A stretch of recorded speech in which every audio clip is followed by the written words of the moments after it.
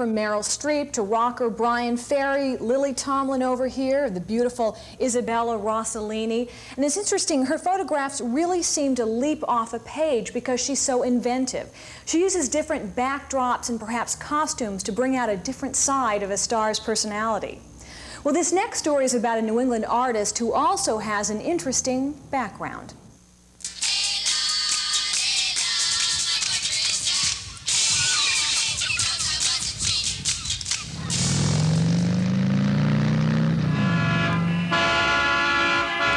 It's always the setting that really makes or breaks the perfect scene. But in the real world, nothing's ever this perfect.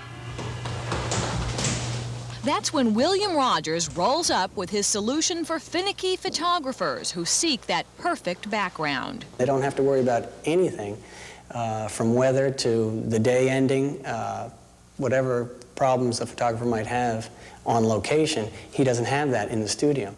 All right, roll the drop down real slow. And Sam, move the bag back a little bit. William Rogers paints scenes on canvas backdrops, enabling photographers like Rick Hornick to have studio control over situations where ordinarily they have none. It is convenience. You don't have to go to the outside. You don't have to wait for the right day. Bill creates his one-dimensional scenes from his studios in Newburyport, Massachusetts, where even something as simple as a painting easel becomes an enormous task. You got to equip yourself with what you need to get up to do the job. The weight of the canvas. You know, you got to use heavy-duty staples. You got to build a frame that takes up the whole wall. You need whatever it is to do the job.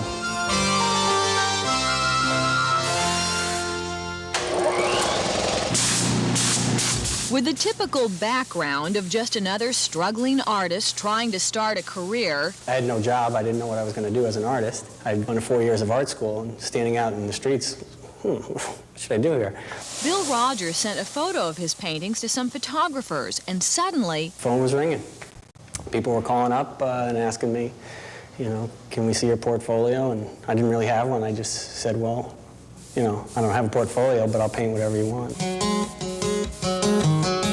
What they wanted, and what they still ask for, is clouds. When it comes to a cloud scene, I just make them up as I go. You know, just the way clouds are. They're abstract. They come, they show up, they move around, they change shapes. At that point, you can just do just about anything, and it's going to come up clouds. Head back. Right, looking at the clouds. The client comes to you and says, I need clouds for a shot. We can show them Bill's catalog and say, here's 14 varieties of clouds. Take your pick. We've got sunsets, we've got noontime, we've got perspective, we've got cumulus and stratus and all kinds of other types of clouds. Boston photographer Mark Thayer depends on Bill's lofty clouds to add to the mood of a product, while at the same time staying both dry and warm. Now look back over your shoulder.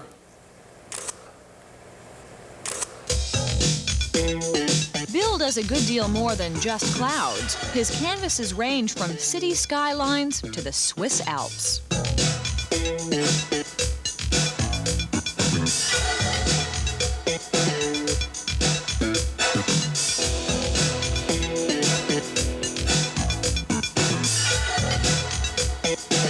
Watch people buy the Boston Sunday Globe. They always reach about halfway down the stack, try and find a nice, hot, fresh one from the center. It's that gray backdrop. I rent that out probably once a week, and everybody's used it from Boris Becker to Mick Jagger. Photographer John Holt was looking to add romance to his vintage car scene.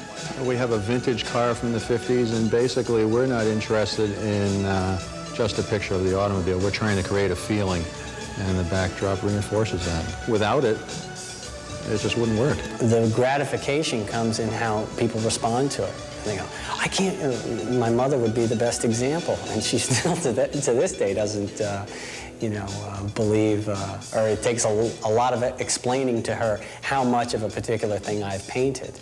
And she'll ask me a question and say, well, now, are the models painted? I'll say, no, the models are real. And so the gratification would be there.